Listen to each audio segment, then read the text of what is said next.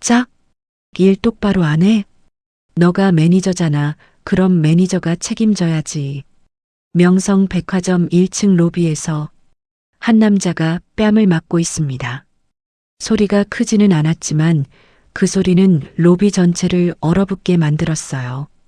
정명숙은 눈앞에서 그 장면을 목격했습니다. 뺨을 맞은 남자는 바로 그녀의 사위 김태연이었어요. 대체 무슨 일이 있었던 걸까요?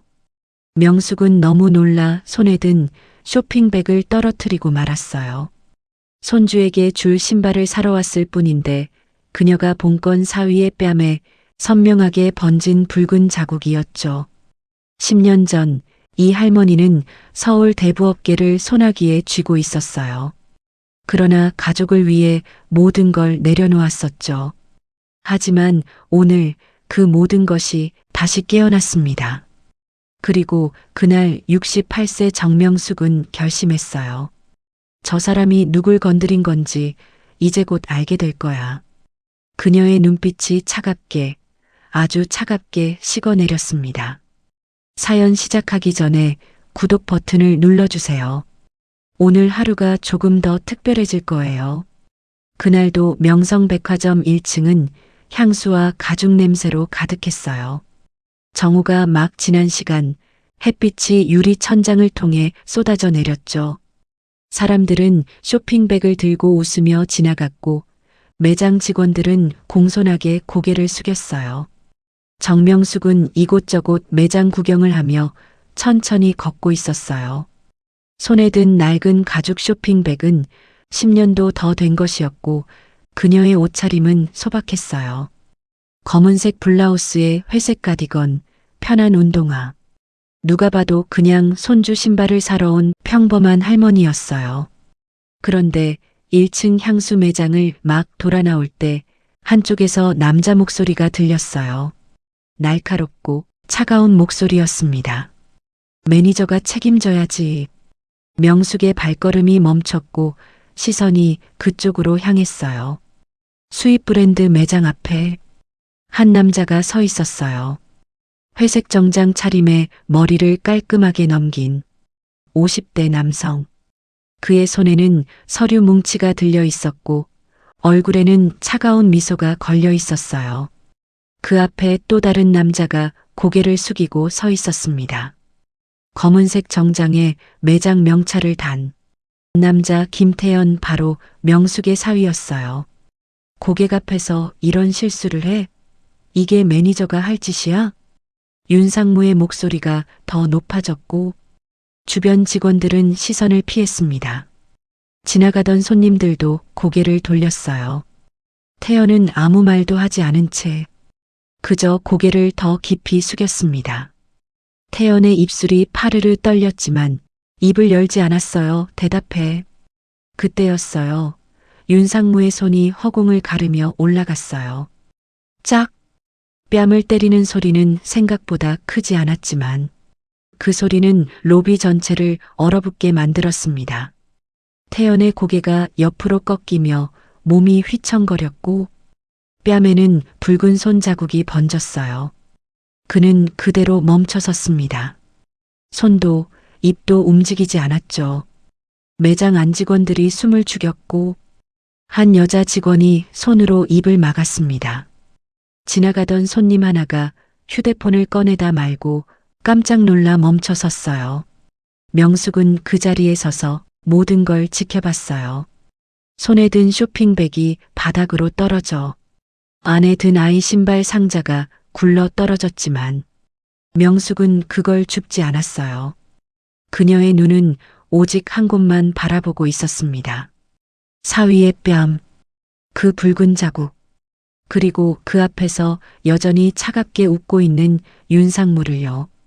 남자 윤상무는 손에 들고 있던 서류 뭉치를 태연의 가슴에 던졌습니다. 다음엔 제대로 해. 알았어? 서류가 바닥에 흩어졌어요. 태연은 그대로 허리를 숙여 서류를 주었습니다. 무릎을 꿇고 한 장 한 장 모았습니다. 명숙은 입술을 꽉 깨물었어요. 손이 떨리고 숨도 쉴 수가 없었습니다. 윤상무가 돌아서서 걸어갔습니다. 구두 소리가 대리석 바닥을 울렸어요. 그가 명숙 옆을 지나갈 때 그 순간 명숙이 그를 똑바로 바라봤습니다. 윤상무는 그녀를 힐끗 보고는 그냥 지나쳤어요. 그저 평범한 할머니로밖에 보이지 않았을 겁니다. 명숙은 그 자리에 서서 천천히 숨을 뱉었습니다. 차가운 공기가 목구멍을 타고 내려갔습니다.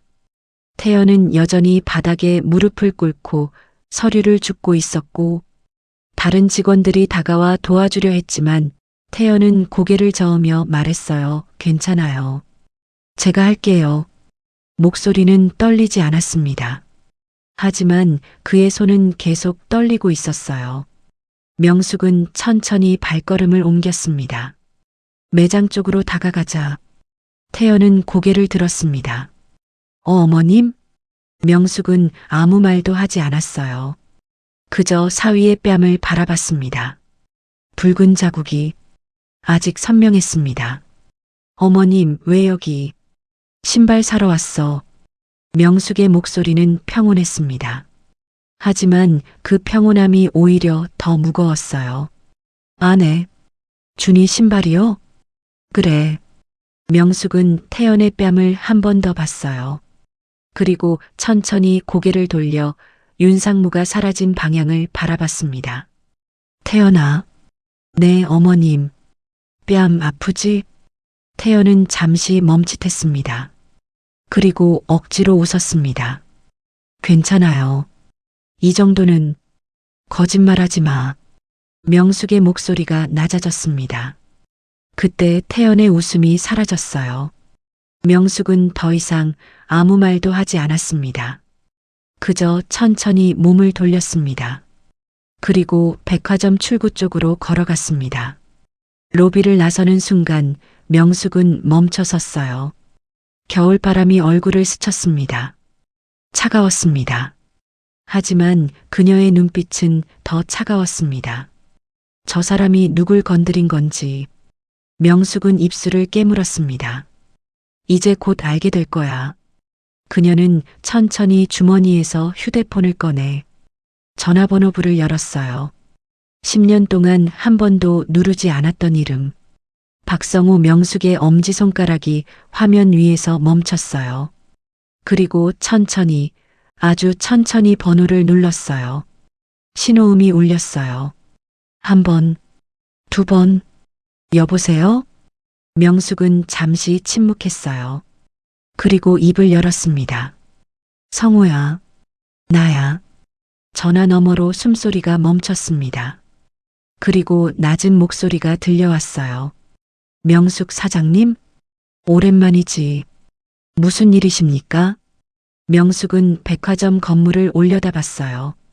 유리와 강철로 이루어진 거대한 건물. 햇빛이 반사되어 눈이 부셨어요. 일 하나 맡길 게 있어. 말씀하십시오. 명숙의 입술이 천천히 구부러졌어요. 미소가 아니었어요. 그건 결심이었습니다. 명성백화점. 자금 흐름 좀 파봐. 알겠습니다. 전화가 끊어졌어요. 명숙은 휴대폰을 주머니에 넣었어요. 그리고 다시 한번 백화점을 바라봤습니다. 바람이 더 세차게 불었어요. 그녀의 머리카락이 흩날렸습니다. 이제 시작이야. 명숙은 천천히 걸음을 옮겼습니다. 뒤를 돌아보지 않았어요. 그녀의 그림자가 백화점 유리벽에 길게 드리워졌습니다. 그리고 천천히, 아주 천천히 멀어져 갔습니다. 백화점 안 1층 로비는 여전히 향수 냄새로 가득했습니다. 사람들은 여전히 웃으며 쇼핑을 했습니다. 하지만 그 누구도 알지 못했습니다. 거대한 폭풍이 지금 막 시작되었다는 것을. 집으로 돌아온 명숙은 그날 밤 잠을 이루지 못했어요. 침대에 누웠지만 눈이 감기지 않았죠. 그저 천장만 바라보고 있었어요. 하얀 천장에는 아무것도 없었지만 그녀의 머릿속에는 오후에 본 장면이 계속 재생되고 있었죠. 뺨을 맞는 사위, 바닥에 흩어진 서류, 무릎을 꿇고 종이를 줍는 모습. 명숙은 이불을 걷어찼어요. 몸을 일으켜 맨발로 거실로 나갔습니다. 거실은 어두웠어요. 창문 너머로 도시의 불빛만 희미하게 들어왔고 벽시계 소리만 째깍거렸습니다. 명숙은 소파에 앉지 않고 창가로 걸어갔어요. 손주 사진이 걸린 액자가 벽에 있었습니다. 5살 된 손주가 환하게 웃고 있었어요. 명숙은 그 사진을 한참 바라봤어요. 손가락으로 액자 테두리를 쓸어내렸습니다. 준이 아빠가 저런 꼴을 당하고 있었구나. 중얼거림이 어둠 속으로 흩어졌습니다. 명숙은 서랍을 열었어요. 맨 아래 칸 오래된 담배 한 갑이 있었습니다. 10년도 더 된 것이었습니다. 포장이 발에 있었고 구겨진 자국도 있었습니다. 그녀는 담배 한 개비를 꺼내 입에 물고 라이터를 켰습니다. 불꽃이 어둠 속에서 작게 타올랐고 담배 끝이 빨갛게 물들었습니다.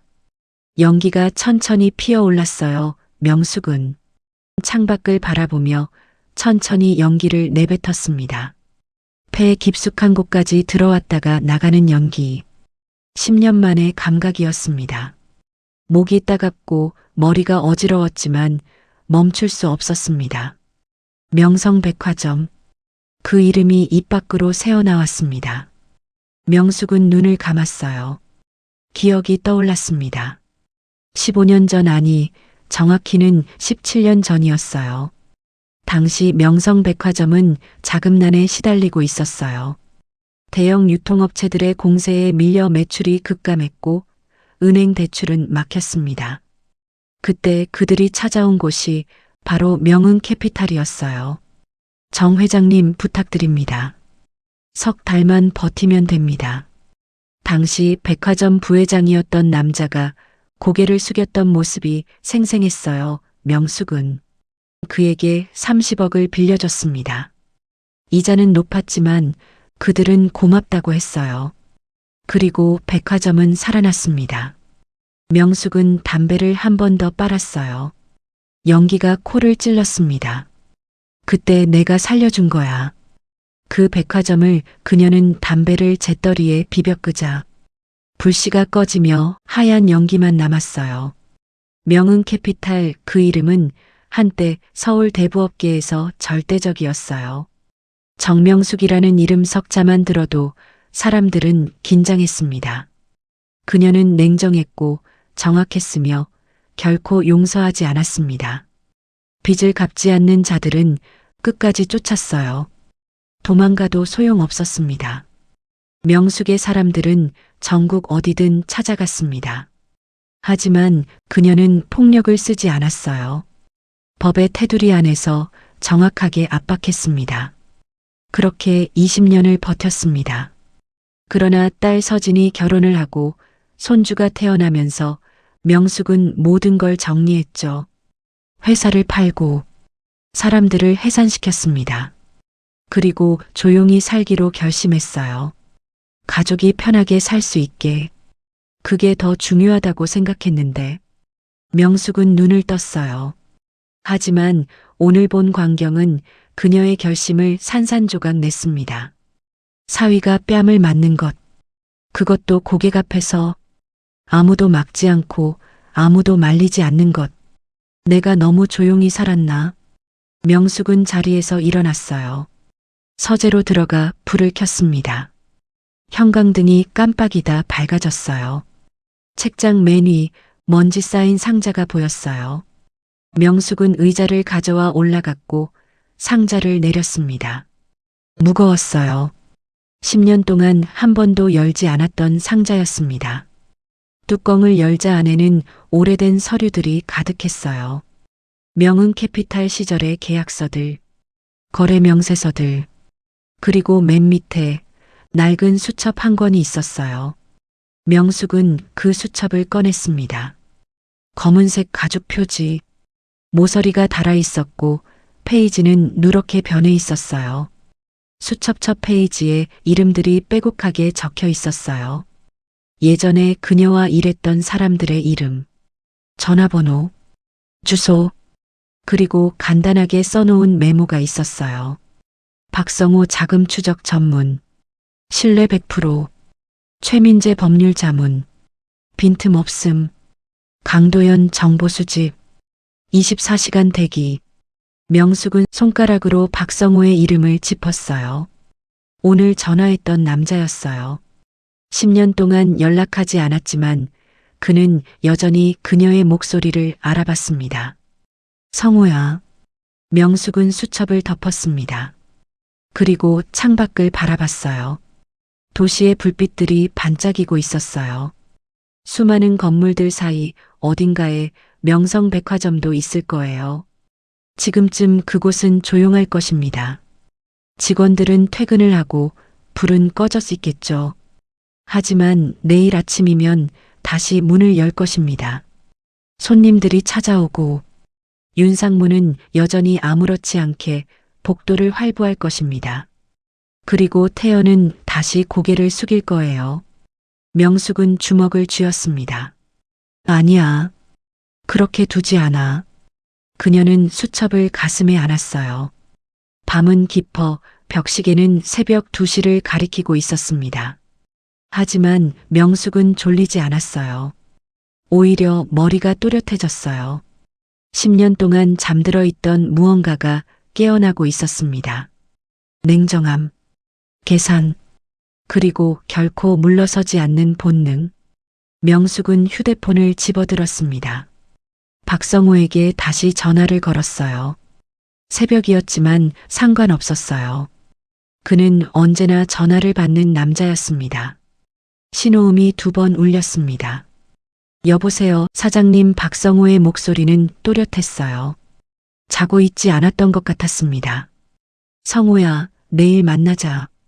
시간 말씀하십시오. 아침 7시. 광화문 그 카페. 알겠습니다.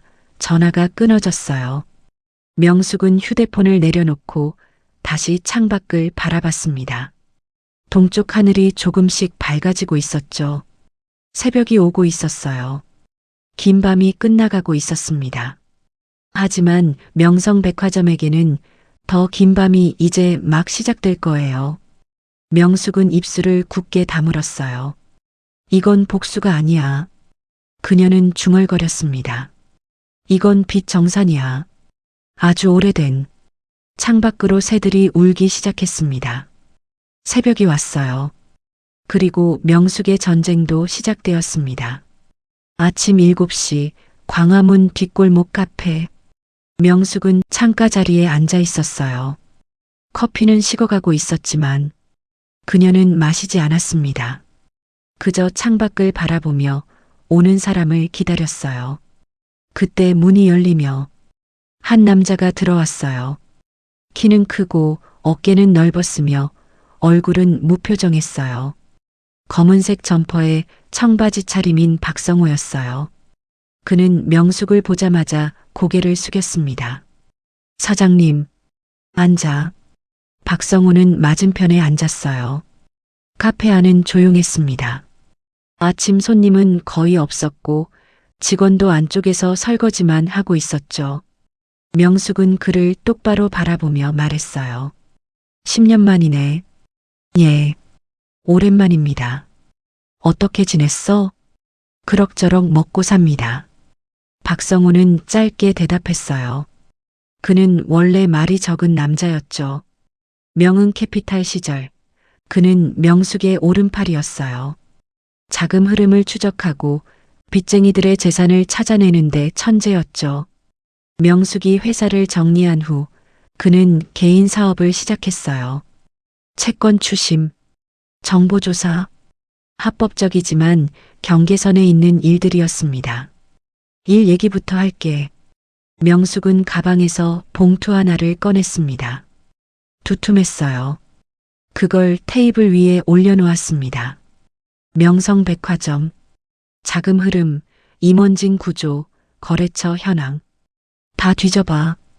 박성호는 봉투를 보지 않고 명숙을 바라봤어요. 특별히 누구를 찾으십니까? 윤상무. 윤재요? 어떤 사람입니까? 명숙의 눈빛이 차갑게 가라앉았습니다. 내 사위뺨을 때린 놈이야. 박성호의 표정이 굳었어요. 그는 아무 말도 하지 않았어요. 하지만 그의 눈빛이 달라졌습니다. 이해했다는 눈빛이었죠. 며칠 드릴까요? 사흘. 알겠습니다. 박성호는 봉투를 집어들고 일어났습니다. 인사도 없이 돌아섰어요. 그가 문을 나서려는 순간 명숙이 말했습니다. 성호야, 그가 멈춰섰어요. 깨끗하게 해. 흔적 남기지 말고. 항상 그래왔습니다. 박성호가 나가자 문이 닫히는 소리가 작게 울렸어요. 명숙은 식은 커피를 한 모금 마셨습니다. 쓰고 차가웠어요. 하지만 그녀는 표정 하나 바꾸지 않았습니다. 사흘 후 오후 2시 같은 카페였어요. 오늘은 손님이 조금 더 많았습니다. 하지만 명숙과 박성호가 앉은 구석 자리는 여전히 조용했어요. 박성호는 서류 뭉치를 테이블 위에 펼쳤습니다. 다 나왔습니다. 명숙은 서류를 집어들었어요. 첫 장은 명성백화점 조직도였습니다. 회장, 부회장, 이사들, 그리고 윤재혁 상무의 이름이 빨간 펜으로 표시되어 있었죠. 윤재혁 55세 백화점 운영본부 상무 박성호가 설명을 시작했어요. 15년 근속, 실적은 좋습니다. 매장 운영, 직원 관리, 고객 응대 모두 평균 이상입니다. 계속해. 하지만 문제가 있습니다. 박성호는 다음 페이지를 넘겼어요. 거기엔 거래 명세서들이 있었어요. 하청업체 3곳과 불법 리베이트 계약이 있습니다. 매달 총 2천만 원 정도 받고 있고 그 대가로 물류 계약을 몰아주고 있습니다. 명숙의 눈빛이 차가워졌어요. 증거는? 통장 내역, 현금 수수 목격 증언, 계약서 사본. 박성호는 또 다른 서류를 꺼냈습니다. 그리고 이건 더 심각합니다. 명세서였습니다. 납품업체 대금 지연 내역들이었어요. 윤상무는 납품업체 대금을 의도적으로 지연시킵니다. 석 달, 때로는 6개월까지. 업체들이 급해지면 할인을 요구하고 그 차액을 개인 계좌로 빼돌립니다. 얼마나? 지난 3년간 약 5억. 명숙은 서류를 내려놨어요. 그리곤 손가락으로 테이블을 톡톡 두드렸어요. 백화점 윗선은 모르나? 모르거나 모른 척하거나 둘 중 하나입니다. 윤상무 실적이 좋으니까 눈 감아주는 것 같습니다. 직원들은 다들 압니다. 하지만 아무도 말을 못합니다. 윤상무가 무섭거든요. 박성호는 마지막 서류를 꺼냈어요. 사진이었습니다. 이건 이틀 전 찍은 겁니다. 사진 속에는 윤상무가 고급 레스토랑에서 누군가와 식사하는 모습이 담겨 있었습니다. 상대는 중년 남성. 정장 차림이었어요. 저 사람은 청광물류 대표입니다. 명성백화점 주요 납품업체 중 하나고 윤상무랑 10년 넘게 거래해 왔습니다. 뒷돈 받는 거네. 네. 그것도 꽤 두둑하게. 명숙은 사진을 오래 바라봤어요. 사진 속 상무는 웃고 있었어요. 여유롭고 자신만만한 표정을 짓고 있었어요. 그녀는 사진을 내려놨어요. 더 있어? 예. 박성호는 태블릿을 꺼냈습니다. 화면을 켜자 동영상이 나왔어요. 이건 백화점 내부 CCTV입니다. 영상이 재생되었습니다. 복도에서 윤상무가 한 여직원과 걷고 있었어요. 그가 여직원의 어깨에 손을 올렸어요. 여직원이 몸을 피했지만 윤상무는 웃으며 다시 손을 뻗었습니다. 영상이 끝나자 박성호가 말했어요. 성희롱입니다. 이런 영상이 5건 더 있어요. 명숙은 입술을 깨물었습니다. 고소는? 없습니다. 직원들이 무서워서 못합니다. 윤상무가 인사권 쥐고 있으니까요. 박성호는 태블릿을 끄고 명숙을 바라봤습니다. 사장님, 이 사람 완전히 썩었습니다. 돈도 빼먹고 직원들도 괴롭히고 성희롱까지. 백화점이 이 사람 때문에 조만간 무너질 겁니다. 명숙은 아무 말도 하지 않았습니다. 그저 창밖을 바라봤어요. 밖에는 사람들이 바삐 지나다녔습니다. 평범한 일상이었어요. 누구도 이 카페 안에서 무슨 일이 벌어지고 있는지 몰랐습니다. 명숙은 천천히 입을 열었어요. 성우야. 예. 명성백화점 주식 정보 좀 구해. 어느 정도까지? 지분 구조, 대주주 명단, 유통 가능한 물량. 전부 다. 박성호의 눈빛이 번뜩였습니다. 인수하시려고요? 명숙은 미소를 지었습니다. 차갑고 날카로운 미소였어요. 아니, 흔들려고. 알겠습니다. 박성호는 서류를 정리해서 가방에 넣고 일어섰습니다. 사장님, 조심하십시오. 백화점 뒤에 큰 손들 많습니다. 걱정 마. 나도 한때 큰 손이었어. 박성호는 고개를 숙이고 나갔습니다. 명숙은 혼자 남았어요. 커피는 또 식었어요. 하지만 이번엔 마시지 않았습니다. 그녀는 휴대폰을 꺼내서 연락처를 찾기 시작했어요. 최민재 변호사. 10년 동안 전화하지 않았던 이름이었죠. 전화를 걸었어요. 3번의 신호음 후 연결되었습니다. 여보세요? 민재야, 나야. 잠시 침묵이 흘렀어요. 명숙 사장님? 오랜만이지. 시간 있어? 무슨 일이십니까? 명숙은 창밖을 바라봤어요. 멀리 빌딩들이 보였죠. 그중 하나가 명성백화점일 것입니다. 법률 자문 좀 받고 싶어? 기업 인수합병 쪽으로. 전화 너머로 숨소리가 무거워졌어요. 사장님, 또 시작하시는 겁니까? 명숙은 웃었습니다. 하지만 목소리는 차가웠어요. 끝낸 게 아니라 잠깐 쉰 거였어. 이제 다시 일어났어. 알겠습니다. 내일 사무실로 오십시오. 전화가 끊어졌어요. 명숙은 휴대폰을 내려놓고 서류를 다시 펼쳤습니다. 윤재혁의 사진. 그의 웃는 얼굴. 명숙은 그 사진을 손가락으로 톡 쳤습니다. 내가 내 사위뺨을 때렸을 때 그녀의 목소리가 낮아졌습니다. 내 인생도 끝난 거야. 카페 안은 조용했어요. 커피 머신 소리만 낮게 울렸습니다. 하지만 명성백화점에는 곧 폭풍이 몰아칠 것입니다. 그리고 그 중심에 68세 할머니가 서 있을 것입니다. 명성백화점 본사 8층에는 윤상무 집무실이 있었습니다. 윤재혁은 가죽 의자에 앉아 커피를 마시고 있었어요. 창밖으로 서울 시내가 한눈에 들어왔어요. 날씨는 맑았고 그의 기분도 좋았습니다. 어제 회장에게 칭찬을 들었거든요. 이번 분기 실적이 목표를 초과 달성했다고. 보너스도 두둑하게 나올 예정이었어요. 역시 내가 없으면 이 백화점 안 돌아간다니까. 윤상무는 혼잣말을 하며 웃었습니다. 그때 노크 소리가 들렸어요. 들어와. 비서가 들어왔어요. 얼굴이 굳어 있었습니다.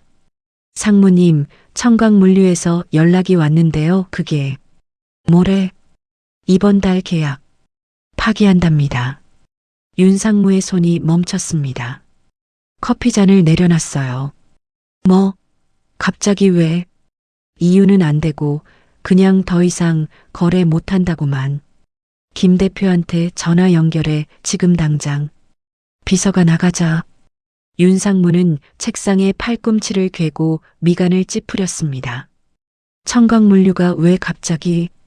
10년 넘게 거래해온 업체였어요. 매달 리베이트도 챙겨주고 좋은 조건으로 계약도 해줬습니다. 문제될 게 없었어요. 그때 전화기가 울렸습니다. 상무님, 연결됐습니다. 윤상무는 수화기를 들었어요. 김 대표님?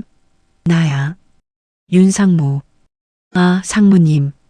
목소리가 어색했습니다. 무슨 일이야? 갑자기 계약 파기라니 왜? 그게 죄송합니다. 사정이 생겨서요. 사정? 무슨 사정? 말씀드리기 어렵습니다. 그냥 이해해 주십시오. 야, 김 대표. 우리 10년 넘게 일했잖아. 이게 뭐 하는 거야? 정말 죄송합니다. 뚝. 전화가 끊어졌습니다. 윤상무는 수화기를 내려다봤어요. 이해가 되질 않았습니다. 무언가 잘못됐다는 느낌이 들었어요. 비서가 다시 들어왔습니다. 상무님, 대한물산도 같은 얘기를 합니다. 뭐? 계약을 파기하겠다고. 역시 이유는 말하지 않고 윤상무가 자리에서 벌떡 일어났어요. 지금 뭐라고? 그리고 신세계유통도 방금 연락 왔습니다. 역시 다들 미쳤어? 윤상무는 책상을 쳤습니다. 서류들이 흩어졌어요. 협력업체 3곳이 동시에 계약을 파기했습니다. 이건 우연이 아니었어요. 누군가 뒤에서 움직이고 있었습니다. 누가 이러는 거야? 윤상무는 창밖을 바라봤습니다. 맑던 하늘이 갑자기 답답하게 느껴졌어요. 그날 오후 명성백화점 회장실 안. 회장 서동철은 보고서를 보며 얼굴을 찌푸리고 있었어요. 협력업체 3곳이 동시에? 예, 회장님. 오늘 오전에 일제히 통보했습니다. 기획실장이 긴장한 표정으로 대답했습니다. 이유는 명확하지 않습니다. 다들 사정이 생겼다고만. 서 회장은 보고서를 내려놨어요. 윤상무 불러. 예, 회장님. 10분 후 윤상무가 회장실에 들어왔어요. 얼굴에 땀이 배어 있었습니다. 앉아. 윤상무는 소파에 앉았습니다. 서 회장은 그를 똑바로 바라보며 말했어요. 윤상무, 무슨 일이야? 저도 잘 모르겠습니다. 잘 모른다고? 자네가 관리하던 업체들이 한꺼번에 손을 떼는데? 회장님, 제가 뭘 잘못한 게 아닙니다. 정말 갑작스러운 일이라. 서 회장은 한숨을 쉬었습니다. 물류대체 업체 찾아봐. 빨리. 예, 알겠습니다. 윤상무는 일어나 뒤돌아 나갔습니다. 등에 식은땀이 흘러내렸어요. 복도를 걸으며 그는 생각했습니다. 이건 공격이야. 누군가 나를 노리고 있어. 하지만 누군지 알 수가 없었어요. 그리고 이틀 후 윤상무의 집무실에서는 전화벨이 계속 울리고 있었어요. 은행에서였습니다. 상무님, 대출 만기가 다음 주입니다. 연장 어렵다고 합니다. 왜? 담보 재평가 결과 부족하답니다. 말도 안 돼. 지난달까지 괜찮다고 했잖아. 저희도 당황스럽습니다만 윤상무는 전화를 끊었습니다. 손이 떨렸어요. 또 전화가 왔습니다. 이번엔 다른 은행이었습니다. 윤상무님, 회사 신용등급 재조정 들어갑니다. 갑자기 왜? 본사 지시입니다. 양해 부탁드립니다. 뚝. 윤상무는 의자에 털썩 주저앉았습니다. 무슨 일이 벌어지는지 이해할 수 없었습니다. 협력업체 이탈, 은행 대출 압박, 신용등급 하락, 모든 게 동시에 터졌습니다. 이건 우연이 아니었어요. 체계적인 공격이었습니다. 대체 누가? 그때 비서가 황급히 들어왔습니다. 상무님, 큰일 났습니다. 뭔데? 명흥투자그룹이 우리 백화점 주식을 매입하고 있습니다. 윤상무는 얼어붙었습니다. 명흥 뭐? 명흥투자그룹이 지난 사흘간 시장에서 우리 주식 12%를 매입했답니다. 12%? 윤상무는 비서에게서 자료를 빼앗듯 받았습니다. 주식 거래 내역이었습니다. 명흥투자그룹 12.3% 지분 확보. 그 이름은 낯설었습니다. 지금껏 들어본 적 없는 회사였어요. 이 회사 정보 찾아봐. 이미 찾아봤는데 10년 전에 해산된 명흥캐피탈이 최근 재편성된 겁니다. 명흥캐피탈? 윤상무는 그 이름을 어디선가 들어본 것 같았어요. 오래전 일이었습니다. 그 회사 대표가 누구야? 정명숙. 68세 여성입니다. 비서가 태블릿을 건넸어요. 화면에 여성의 사진이 떠 있었습니다. 윤상무는 그 사진을 보는 순간 숨이 멎었습니다. 이 사람 며칠 전 백화점 로비에서 본 할머니였어요. 김태연 매니저 옆에 서 있던 낡은 쇼핑백을 든 평범한 할머니. 이 사람이 대표? 예.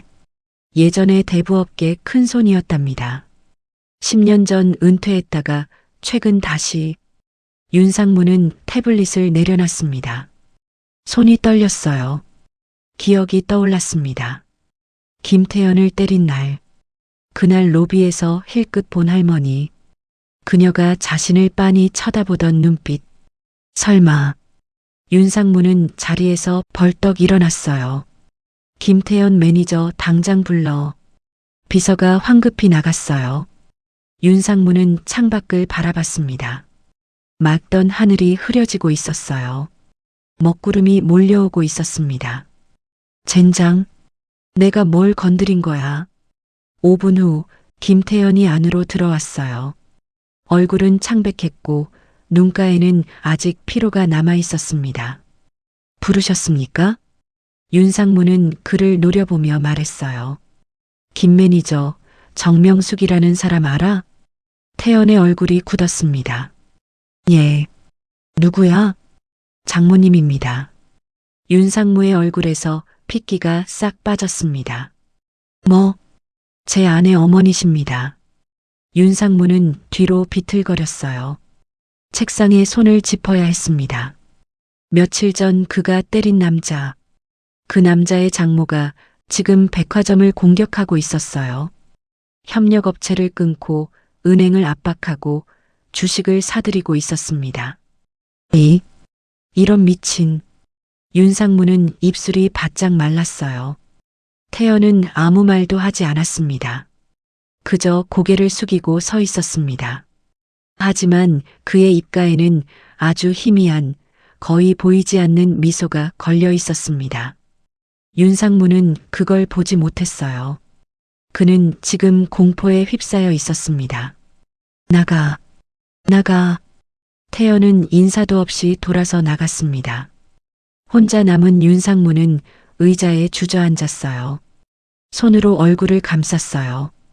그때 창밖에는 비가 내리기 시작했고 빗방울이 유리창을 두드렸습니다. 윤상무는 그제야 깨달았어요. 자신이 건드린 사람은 평범한 직원이 아니었습니다. 대부업계 전설의 뒤를 건드린 것이었어요. 그리고 그녀는 지금 복수가 아닌 정산을 시작했습니다. 체계적으로, 냉정하게, 그리고 절대 물러서지 않을 것입니다. 윤상무는 떨리는 손으로 휴대폰을 집었어요.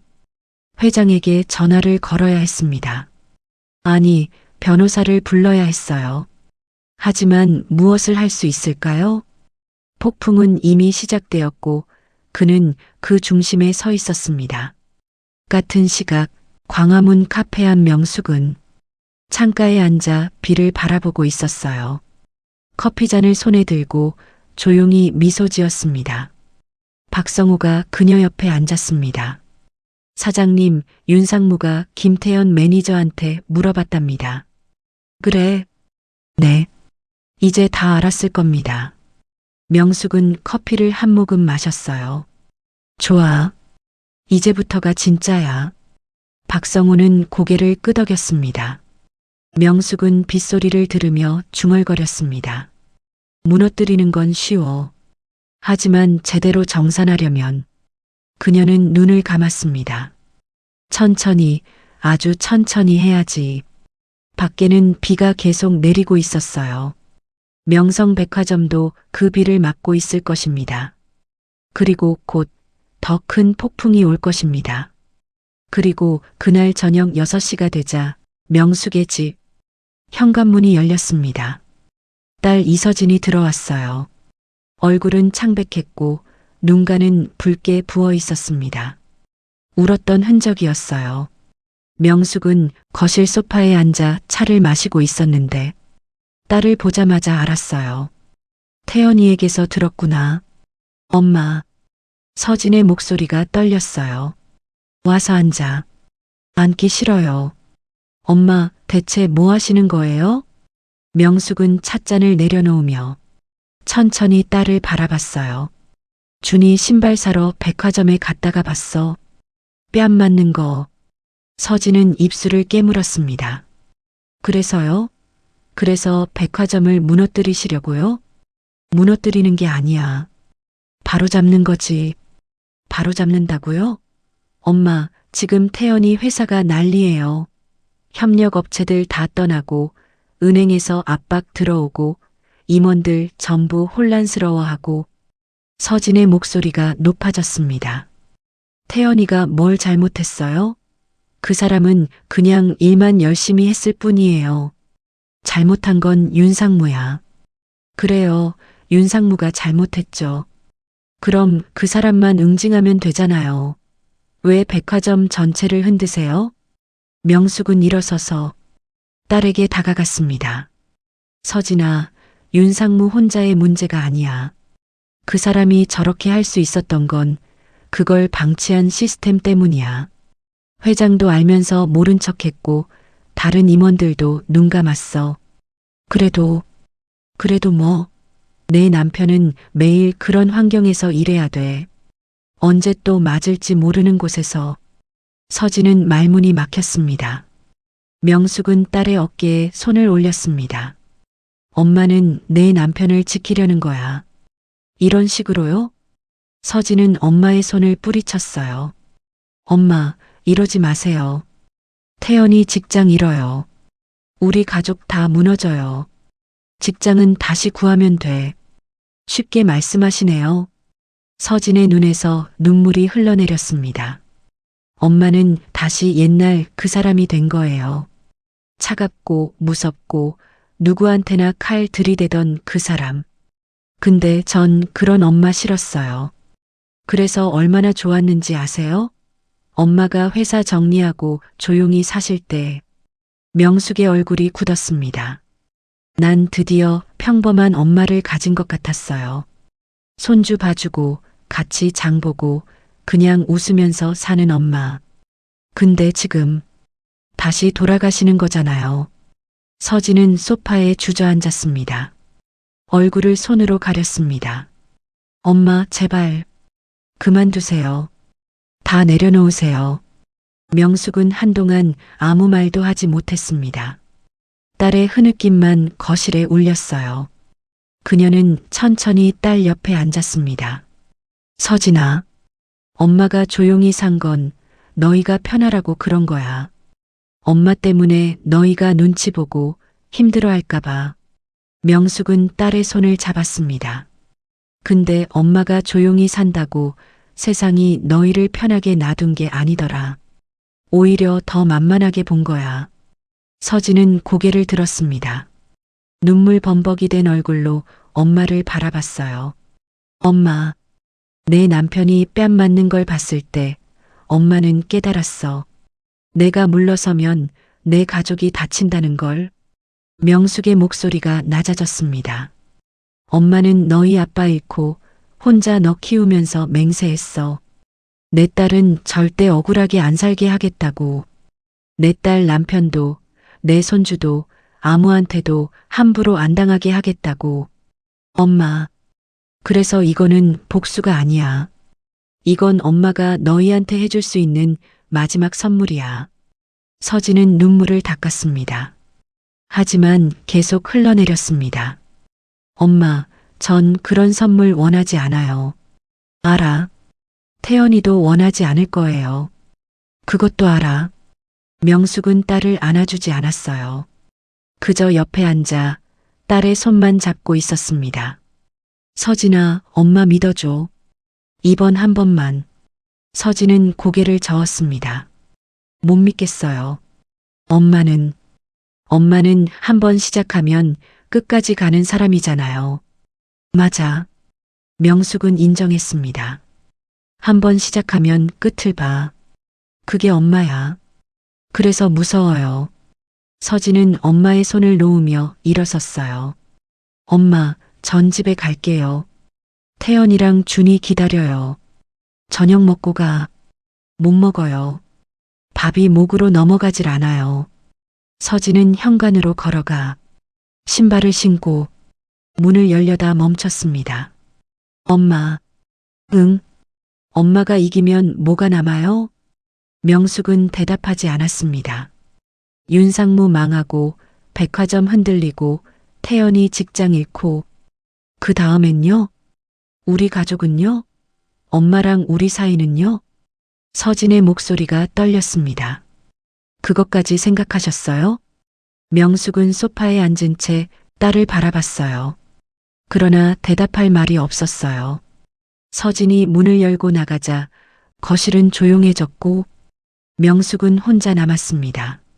찻잔은 이미 식어버렸어요. 밖은 어두워지고 있었습니다.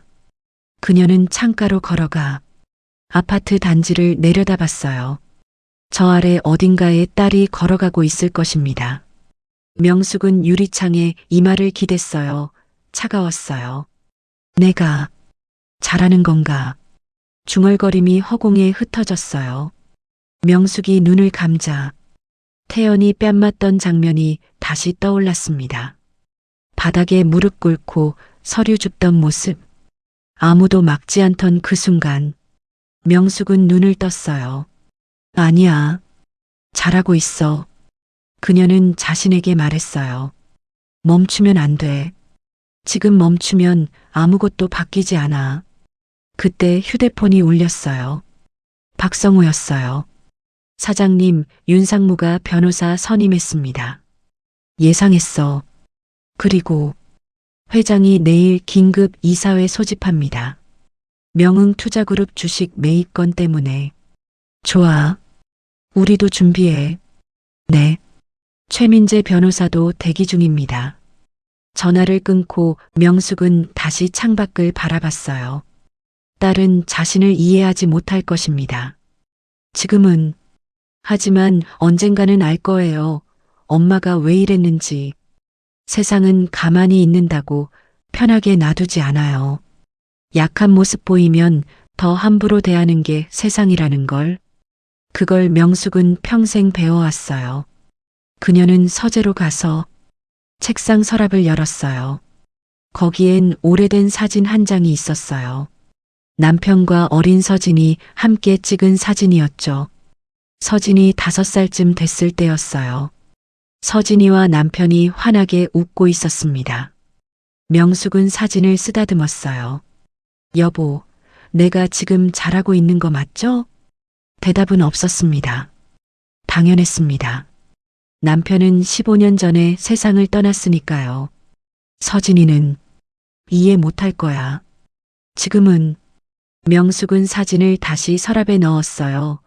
그리고 책상 위에 놓인 서류를 펼쳤습니다. 명성백화점 이사회 자료였어요.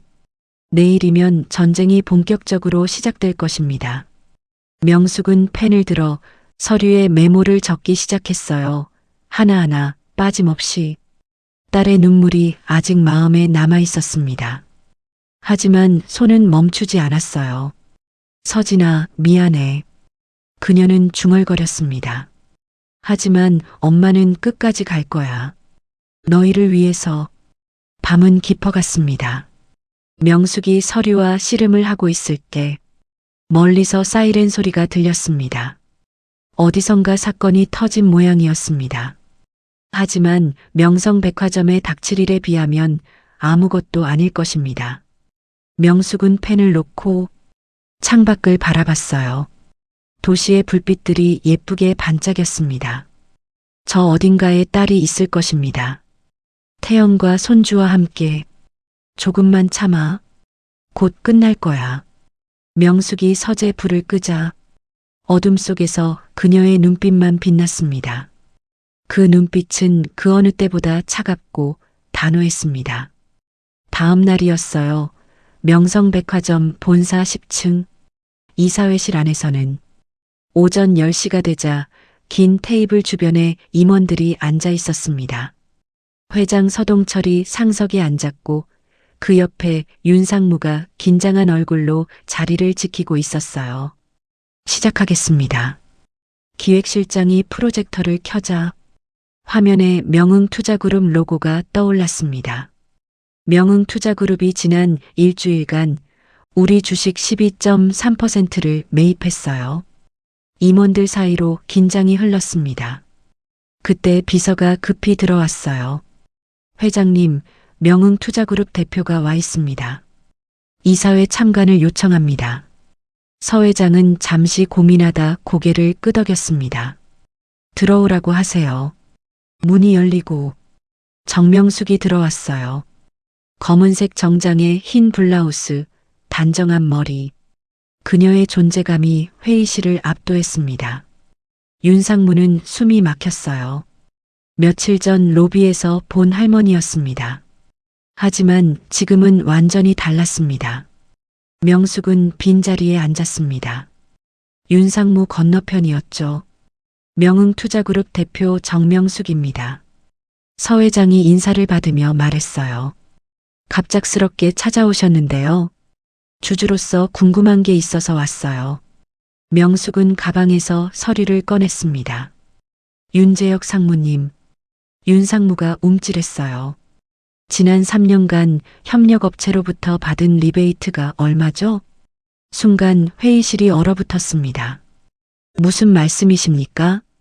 청광물류, 대한물산, 신세계유통, 월 2천만 원씩 3년이면 7억 2천. 명숙은 서류를 윤상무 앞으로 밀었어요. 통장 사본입니다. 증인 진술서도 있고요. 윤상무 얼굴이 창백해졌습니다. 이건 조작입니다. 그때 윤상무가 자리에서 벌떡 일어났습니다. 정 대표님, 증거라는 게 고작 그겁니까? 명숙은 눈썹 하나 까딱하지 않았습니다. 윤상무가 자신의 변호사에게 고개를 끄덕이자 정장 차림의 변호사가 서류 뭉치를 꺼냈습니다. 잠깐만요. 변호사가 프로젝터를 조작하자 화면에 새로운 자료가 떠올랐어요. 정명숙 대표, 10년 전 명흥캐피탈 대표 시절 불법 추심 혐의로 고소당한 적 있으시죠? 명숙의 눈빛이 차갑게 굳었습니다. 그 일은 무고로 끝났습니다. 끝났지만 기록은 남았죠. 그리고 이건 변호사는 다음 화면을 넘겼습니다. 이번에 협력업체들이 계약 파기한 것. 정 대표님이 뒤에서 압박한 거 아닙니까? 증거가 있나요? 청광물류 김 대표가 최근 정 대표님 측근에게 협박 전화를 받았다고 진술했습니다. 명숙은 박성호를 힐끗 봤어요. 박성호는 표정을 굳혔습니다. 협박이 아니라 거래 제안이었습니다. 거래요? 윤상무와 거래 끊지 않으면 불이익 준다는 게 거래입니까? 임원들이 웅성거리기 시작했어요. 분위기가 달라지기 시작했습니다. 서 회장이 명숙을 바라보며 말했어요. 정 대표님, 이게 사실입니까? 명숙은 침착하게 대답했어요. 사업상 협상이었습니다. 불법은 아니에요. 하지만 윤리적으로는 문제 있어 보이는데요. 한 이사가 끼어들었습니다. 윤상무의 변호사는 계속 공격했습니다. 그리고 주식 매입건도 명흥투자그룹이 어디서 그 큰 돈을 마련했습니까? 자금 출처가 명확하지 않아요. 합법적으로 조달한 자금입니다. 증명할 수 있습니까? 은행 거래 내역이 있습니다. 그 은행도 정 대표님과 오래 거래한 곳이죠. 대부업 시절부터. 변호사는 미소를 지었습니다. 여기 계신 분들도 궁금하실 겁니다. 정 대표님이 예전에 어떤 방식으로 돈을 벌었는지. 명숙의 손이 주먹을 쥐었습니다. 합법적으로 대부업을 했습니다. 합법이라고 해도 고금리로 서민들 등쳐먹은 건 사실 아닙니까? 그건 명숙은 말을 잇지 못했습니다.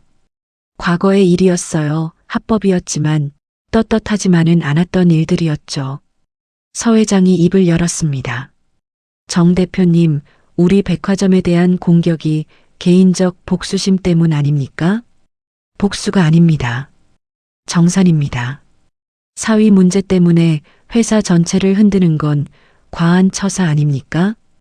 임원 하나가 거들었습니다. 협력업체들 다 끊기고 직원들마저 불안해하고 있어요. 주가도 곤두박질 치고 있습니다. 피해자가 누굽니까? 명숙은 입술을 깨물었습니다.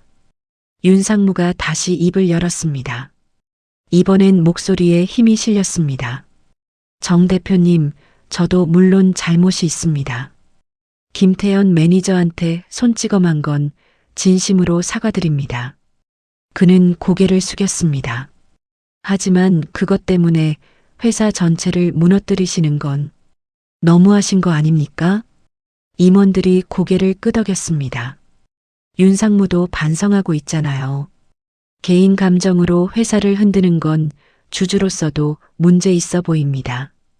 분위기가 완전히 뒤집혔습니다. 명숙은 주위를 둘러봤습니다. 모두가 자신을 의심의 눈초리로 바라보고 있었어요. 서 회장이 말했습니다. 정 대표님, 오늘은 이만 돌아가시죠. 이사회는 내부 사안을 먼저 정리하겠습니다. 하지만, 주주시지만 경영 간섭은 다른 문제입니다. 명숙은 자리에서 일어서면서 서류를 챙겼습니다. 윤상무의 비리는 사실입니다. 증거도 있습니다. 법원에서 판단할 일입니다. 우리는 자체 조사를 진행하겠습니다. 명숙은 더 이상 할 말이 없었어요. 그녀는 문을 향해 걸었습니다. 윤상무가 그녀를 보며 작게 미소 지었습니다. 승리의 미소였어요. 명숙은 문을 열고 나갔어요. 복도에서는 박성호가 기다리고 있었습니다. 사장님, 차로 가자. 명숙은 혼자 먼저 걸었습니다. 표정은 굳어 있었어요. 엘리베이터 안. 둘만 남았을 때 박성호가 입을 열었습니다. 제가 청강물류 대표를 너무 강하게 압박한 것 같습니다. 내 잘못 아니야. 윤상무 쪽에서 준비를 단단히 했습니다. 변호사도 1급이고. 알아. 엘리베이터가 1층에 도착했어요. 로비를 지나는데 직원들이 수군거렸습니다. 저 사람이 윤상무 괴롭히는 그 할머니래. 개인 감정으로 회사를 흔든대. 무섭다 진짜. 명숙은 고개를 들고 걸었습니다. 하지만 그 말들이 가슴에 꽂혔어요. 차에 올라타자. 박성호가 운전석에 앉으며 물었습니다. 사장님, 어떻게 하시겠습니까? 명숙은 한동안 아무 말도 없이 창밖만 바라봤습니다. 윤상무, 생각보다 만만치 않아. 변호사가 과거 일까지 파헤쳤습니다. 앞으로 더 공격할 겁니다. 내 과거가 약점이 될 줄은. 명숙은 한숨을 내쉬었어요. 그때 휴대폰이 울렸습니다. 딸 서진이었어요. 명숙은 전화를 받지 않았습니다. 지금 딸의 목소리를 들을 자신이 없었거든요. 사장님, 포기하시는 겁니까? 박성호가 조심스럽게 물었습니다. 명숙은 고개를 저으며 말했어요. 아니, 포기 안 해. 그녀의 눈빛이 다시 살아났어요. 오히려 좋아. 쉽게 끝날 줄 알았는데 제대로 싸워볼 수 있겠네. 그럼 윤상무가 변호사를 붙였으면 우리도 법으로 가자. 최민재한테 연락해. 소송 준비하라고. 알겠습니다. 그리고 주식 매입 계속해. 더 공격적으로. 비용이 많이 듭니다. 상관없어. 이번엔 제대로 끝장을 봐야겠어. 명숙은 주먹을 쥐었습니다.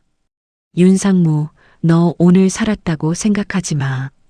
이제부터가 진짜야. 차가 출발하자. 백화점이 뒤로 멀어졌습니다. 하지만 전쟁은 이제 막 시작된 것입니다. 더 길고, 더 치열하고, 더 위험한 전쟁이. 이사회가 끝난 지 사흘이 지났을 무렵 명성백화점은 언론의 집중 포화를 받고 있었습니다. 윤상무 비리 의혹, 명흥투자그룹의 적대적 공격, 내부 갈등, 매일 새로운 기사가 쏟아졌어요. 주가는 끝도 없이 떨어졌고 직원들은 불안해했습니다. 그리고 명숙은 조용히 다음 수를 준비하고 있었습니다.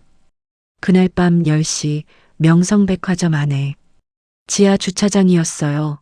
한 남자가 걸어오고 있었습니다. 김태현이었어요. 야근을 마치고 퇴근하는 길이었죠. 주차장은 거의 비어 있었고 형광등만 희미하게 깜빡이고 있었어요. 태연은 차 문을 열려다가 순간 멈췄습니다. 저쪽 구석에 검은색 세단 한 대가 눈에 들어왔어요. 시동이 꺼져 있었지만 안에 사람이 보였습니다. 태연은 그쪽으로 걸어갔습니다. 차 창문이 내려가자 윤상무가 보였습니다. 김 매니저, 상무님. 태연은 멈춰섰습니다. 윤상무는 지친 얼굴이었습니다. 머리는 헝클어져 있었고 넥타이는 풀려 있었습니다. 잠깐 얘기 좀 하자. 할 말 없습니다. 김 매니저, 나 진짜 곤란해. 장모님 좀 설득해 줄 수 없어? 태연은 웃었어요. 비웃음이었습니다. 설득이요? 저한테 뺨 때리실 때는 생각 안 하셨습니까? 윤상무가 차에서 내려 태연에게 다가왔습니다. 미안해. 진심이야. 내가 잘못했어. 이제 와서 사과요? 김 매니저, 나도 살아야 돼. 집사람도 있고 애들 대학도 보내야 하고 그건 제가 알 바 아닙니다. 태연이 돌아서려 했지만 윤상무가 그의 팔을 잡았습니다. 너 임마. 목소리가 높아졌어요. 내 장모 때문에 내 인생이 망가지고 있어. 이해 못해? 태연은 팔을 뿌리쳤습니다. 제 인생은 상관없으셨죠? 로비에서 뺨 때리실 때 그건 전 그날 집에도 못 들어갔어요. 얼굴 보이기 창피해서 애한테도 말 못했어요. 태연의 목소리가 떨렸어요. 그날 밤 거울 보면서 울었습니다. 장모님한테 전화해서 울면서 말했어요. 어머니, 전 이제 어떻게 살아야 하냐고. 윤상무는 말문이 막혔습니다. 그랬더니 장모님이 그러시더군요. 괜찮다고. 엄마가 다 해결해 준다고. 태연은 윤상무를 똑바로 바라봤습니다. 그래서 전 장모님한테 말씀드렸어요. 윤상무에 대해서 리베이트 받는 거, 성희롱하는 거, 납품업체 괴롭히는 거 다요. 윤상무의 얼굴이 창백해졌어요. 뭐라고? 상무님, 전 3년 동안 옆에서 다 봤어요. 상무님이 뭘 했는지, 누구랑 만나는지, 어떤 거래하는지. 태연은 차분하게 말했습니다. 장모님이 전문가를 시켜서 조사하셨죠. 하지만 제가 알려드린 정보가 없었으면 불가능했을 겁니다. 내가 고자질한 거야? 고자질이요? 태연이 웃었습니다. 상무님, 전 그냥 사실을 말한 겁니다. 상무님이 언제 어디서 누구를 만나는지, 어느 업체랑 거래하는지, 그게 고자질인가요? 윤상무는 뒷걸음질 쳤습니다. 이 새끼가, 배신자가, 배신이요? 태연이 차갑게 웃었습니다. 저한테 먼저 손 뗀 건 상무님입니다. 뺨 맞은 건 저고요. 너 때문에 내가 이 꼴이 된 거야. 윤상무가 주먹을 쥐고 다가왔습니다. 그때 뒤에서 목소리가 들렸습니다. 그만하세요. 명숙이었어요. 그녀는 기둥 뒤에서 걸어 나왔습니다. 박성호도 함께였어요. 윤상무가 멈칫했어요. 정명숙. 명숙은 태연 옆에 섰습니다. 사위의 어깨에 손을 올렸습니다. 윤상무님, 제 사위한테 또 손을 대시려고요? 당신들이 작당을 한 거야? 작당이요? 명숙은 고개를 가로저었습니다. 이건 정당한 고발이에요. 태연이가 상무님 비리를 목격하고 저한테 알려줬어요. 그래서 제가 전문가를 시켜서 증거를 모은 거죠. 개소리.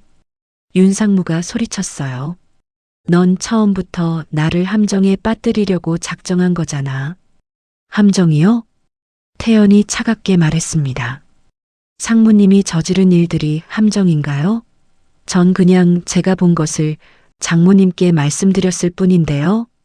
리베이트 받은 거 직접 눈으로 봤어요.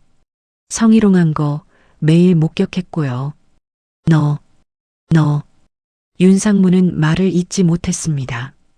명숙이 한 걸음 다가섰습니다. 윤상무님, 이사회에서 제 과거를 들춰내셨죠. 대부업 시절 얘기. 그래, 당신도 깨끗하지 않아. 맞아요. 전 깨끗하지 않습니다. 명숙은 인정했습니다. 고금리로 돈 빌려줬어요. 합법이었지만 떳떳하진 않았죠. 그래서 10년 전에 다 정리하고 조용히 살았어요. 그녀의 목소리가 낮아졌습니다. 근데 상무님은요? 지금도 계속 비리 저지르고 계시잖아요. 반성도 없고 사과도 거짓이고. 나도 먹고 살려고 한 거야. 먹고 사는 게 남의 뺨 때리는 이유가 됩니까? 윤상무는 대답하지 못했습니다. 명숙은 서류 봉투 하나를 꺼냈습니다. 이건 소장입니다. 내일 법원에 제출할 거예요. 횡령, 배임, 성희롱, 폭행 전부 고소합니다. 뭐? 그리고 이건. 명숙은 또 다른 서류를 꺼냈습니다. 백화점 직원 32명의 진술서예요. 상무님한테 피해 입은 사람들이죠. 다들 증언하겠답니다. 윤상무는 서류를 빼앗듯 받아 펼쳐봤어요. 진술서마다 직원들의 이름과 서명이 있었습니다. 이것들이. 그의 손이 떨렸습니다. 김미정 사원 2022년 5월 성희롱 피해. 박준호 대리 2023년 3월 부당 인사 피해. 최수진 과장 2024년 1월 폭언 피해. 일일이 나열되어 있었습니다. 명숙이 말했어요. 이사회에서는 제가 밀렸습니다. 임원들이 상무님 편을 들었죠. 그래, 넌 졌어. 하지만 법정은 다를 거예요. 거기선 증거가 이기니까요. 명숙은 윤상무를 똑바로 바라봤습니다. 그리고 저는 증거가 넘쳐납니다. 윤상무는 서류를 떨어뜨렸어요. 종이들이 바닥에 흩어졌어요. 이건 음모야. 음모요? 박성우가 나섰습니다. 합법적인 고발입니다. 검찰도 이미 인지하고 있고 언론도 관심 있어 합니다. 내가 가만 안 둬. 윤상무는 비틀거리며 차로 돌아가 문을 열고 차에 탔습니다. 시동을 걸자 타이어가 삐걱거리는 소리를 내며 차가 출발했습니다. 주차장에는 명숙과 태연, 박성우만 남았어요. 침묵이 흘렀습니다. 태연이 먼저 입을 열었습니다. 어머니, 제가 너무 심했어요? 아니, 명숙은 사위를 바라봤어요. 잘했어. 참지 말았어야 했어. 하지만 서진이가 화가 많이 났어요. 제가 어머니한테 윤상무 얘기를 했다고. 서진이는 내가 설득할게. 설득이 될까요? 명숙은 잠시 말이 없었습니다. 하늘을 올려다봤습니다. 주차장 천장에 가려 별이 보이지 않았습니다. 태연아네. 너 왜 3년이나 참았어? 태연은 쓸쓸하게 웃었어요. 직장인이잖아요. 윗사람한테 찍히면 끝이니까요. 그리고 전 어머니 같은 사람이 아니에요. 싸울 용기가 없었어요. 명숙은 사위의 어깨를 토닥였어요. 용기 없는 사람은 3년 동안 참으면서도 내부 정보를 기억해두지 않아. 너 대단해. 태연의 눈가가 붉어졌습니다. 어머니, 이제 괜찮아. 엄마가 다 끝내줄게. 명숙은 미소를 지었지만 눈빛은 여전히 차가웠어요. 박성우가 다가왔습니다. 사장님, 내일 소송 들어갑니다. 준비는 다 됐습니다. 검찰 쪽은 이미 모든 자료 다 넘겼습니다. 조만간 윤상무 소환할 겁니다. 좋아. 명숙은 주차장 출구를 바라봤습니다. 윤상무의 차는 이미 사라지고 없었어요. 이제 끝이 보이네. 그녀는 중얼거렸습니다. 하지만 태연은 알고 있었습니다. 이건 끝이 아니라는 걸. 명숙은 윤상무만 무너뜨리려는 게 아니었습니다. 백화점 전체를 바꾸려는 것이었습니다. 그리고 그 과정에서 명숙 자신도 딸 서진도 모두가 상처받을 것이었습니다. 태연은 입을 열려다 닫았습니다. 말하지 않기로 했어요. 어머니는 이미 결정한 사람이었으니까요. 같은 시각 명숙의 집에서는 서진이 소파에 앉아 뉴스를 보고 있었어요. 명성백화점 내부 갈등 심화. 윤상무 비리 의혹 확대. 화면에는 백화점 건물이 비치고 있었어요. 서진은 리모컨을 던졌습니다. 엄마. 눈물이 났습니다. 그때 현관문이 열리고 명숙이 들어왔습니다. 왔니? 엄마, 뉴스 봤어요? 봤어. 이제 그만하세요. 제발. 서진이 일어섰습니다. 태연이가 회사에서 완전히 고립됐어요. 다들 태연이가 윤상무 정보를 장모한테 흘렸다고 수군거려요. 곧 끝나. 끝나면 뭐가 남아요? 우리 가족은요? 명숙은 딸을 안았습니다. 서진은 엄마 품에서 울었습니다. 엄마, 전 그냥 평범하게 살고 싶었어요. 남편 월급 받아서 애 키우고 주말에 놀러 가고. 알아. 근데 왜 이렇게 된 거예요? 명숙은 딸의 등을 쓰다듬었습니다. 서진아, 엄마가 미안해. 내가 힘들 거 알면서도 멈출 수가 없어. 왜요? 멈추면 아무것도 바뀌지 않으니까. 명숙은 딸의 얼굴을 마주 봤습니다. 태연이가 다시 뺨 맞을 수도 있어. 준이가 크면 아빠가 당한 얘기 들을 수도 있고. 엄마는 그게 싫어. 내 가족이 억울하게 사는 거. 서진은 눈물을 닦았습니다. 엄마는 항상 이기시네요. 말싸움도 실제 싸움도. 이기는 게 아니야. 지키는 거야. 명숙은 딸을 다시 안았습니다. 조금만 참아. 곧 끝나. 서진은 대답하지 않았습니다. 하지만 엄마 품에서 더 이상 울지는 않았습니다. 밤은 깊어갔습니다. 명숙은 서재에 혼자 앉아 있었어요. 내일이면 소송이 시작됩니다.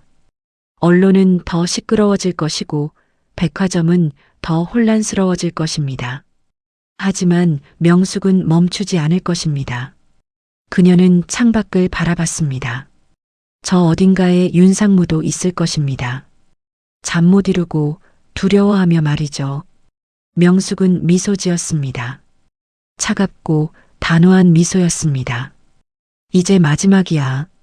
그녀는 중얼거리며 책상 위에 놓인 서류를 펼쳤습니다. 명성백화점 경영권 인수 계획서. 마지막 한 수가 남아 있었습니다. 가장 큰, 가장 결정적인 한 수가. 소송이 시작된 지 한 달이 지났습니다. 법정은 매주 열렸고 언론은 매일 보도했습니다. 윤상무 비리 사건은 단순한 백화점 내부 문제를 넘어 사회적 이슈가 되었습니다. 출근길 지하철마다 사람들은 스마트폰으로 관련 기사를 읽었고 회사 점심시간마다 이 이야기가 화제에 올랐습니다. 갑질 문화의 상징, 대기업 임원의 민낯, 내부 고발자의 용기, 기사 제목들이 쏟아졌습니다. 그리고 오늘 결정적인 날이 왔습니다. 오전 10시 서울중앙지방법원은 법정 입구부터 사람들이 줄지어 서 있었습니다. 방청권을 받기 위해 새벽부터 온 사람들이었습니다. 법원 복도에는 카메라를 든 기자들이 삼삼오오 모여 대기하고 있었고 형광등 불빛 아래 그들의 얼굴은 긴장으로 굳어 있었습니다. 방청석은 만석이었습니다. 의자가 삐걱거리는 소리, 속삭이는 소리, 자료 넘기는 바스락거림이 뒤섞였습니다. 명숙은 앞줄 중앙에 앉아 있었습니다. 검은색 정장에 진주 목걸이. 그녀의 옆에는 서진이 남색 원피스를 입고 앉아 있었고 태연은 회색 정장 차림으로 긴장한 표정이었습니다. 서진의 손은 가방 끈을 꽉 쥐고 있었고 손가락 마디가 하얗게 변해 있었습니다.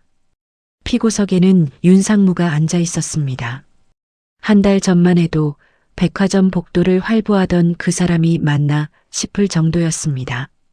얼굴은 핏기 하나 없이 회색빛이었고 한때 반질반질 넘겼던 머리는 헝클어져 이마에 땀기가 묻어 있었습니다. 정장은 구겨져 어깨선이 무너져 보였고 그는 계속 손으로 넥타이를 만지작거렸습니다. 10년은 늙어 보였습니다. 법정 한쪽 창문으로 햇빛이 들어왔습니다. 먼지 입자들이 빗속에서 천천히 떠다녔습니다. 기립. 법원 직원의 목소리가 울렸습니다. 사람들이 일제히 일어났습니다. 의자 끄는 소리가 동시에 터져 나왔습니다. 판사가 입장했습니다. 검은 법복이 바람에 살짝 흔들렸고 그의 구두 소리가 나무 마루를 또각또각 두드렸습니다. 판사는 중앙 높은 단상에 앉았고 안경을 고쳤으며 서류를 펼쳤습니다. 착석하십시오. 사람들이 다시 앉았습니다. 법정이 조용해졌습니다. 누군가 기침 소리를 억지로 참는 소리만 들렸습니다. 지금부터 선고를 시작하겠습니다. 판사의 목소리는 낮고 단단했습니다. 모든 단어가 법정 구석구석까지 명확하게 전달됐습니다. 명숙은 숨을 천천히 내쉬었습니다. 옆에서 서진의 떨리는 호흡이 느껴졌어요. 판사는 서류를 천천히 읽기 시작했습니다.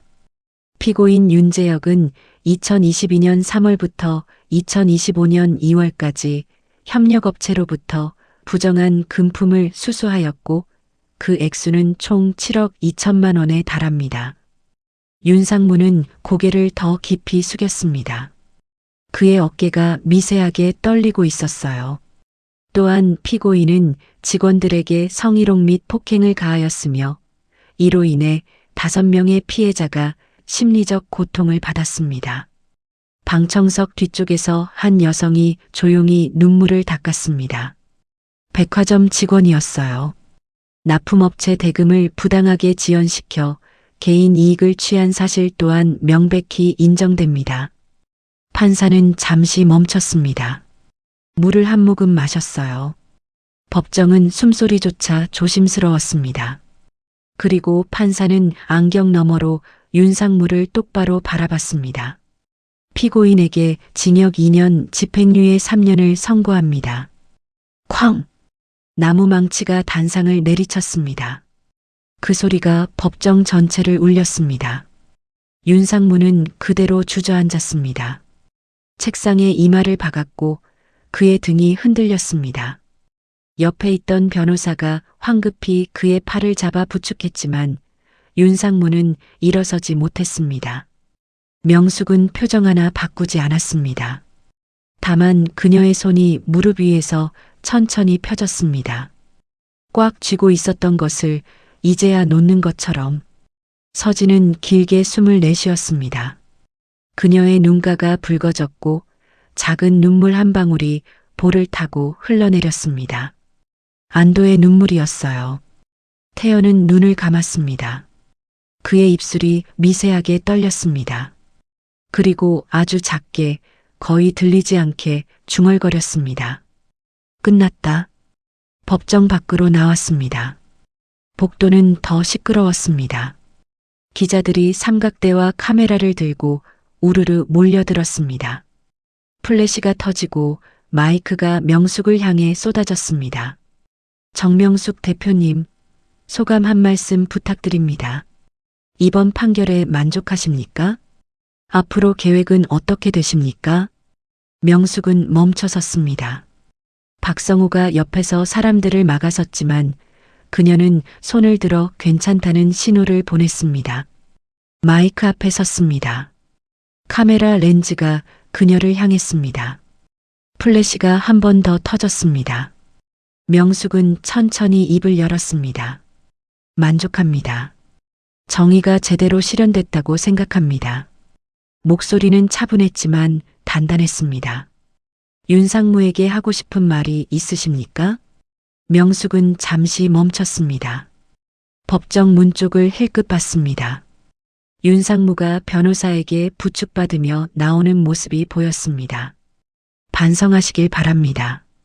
그리고 절대 다시는 누군가의 존엄을 짓밟지 않으시길 바랍니다. 앞으로 명성백화점 경영은 어떻게 하실 계획입니까?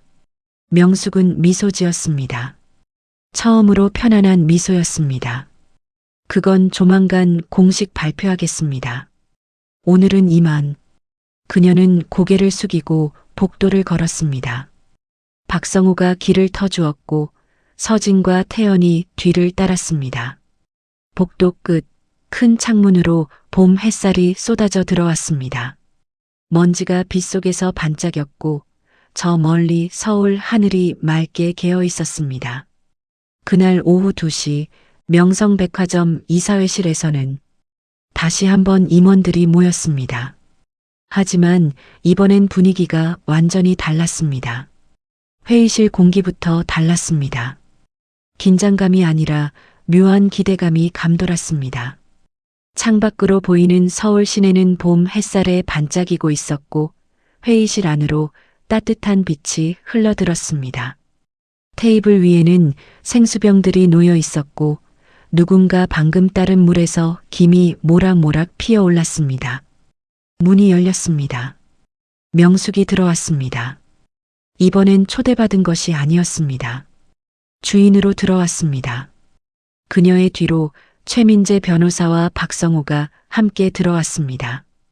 박성호는 두꺼운 서류 파일을 들고 있었고 최 변호사는 노트북을 켰습니다.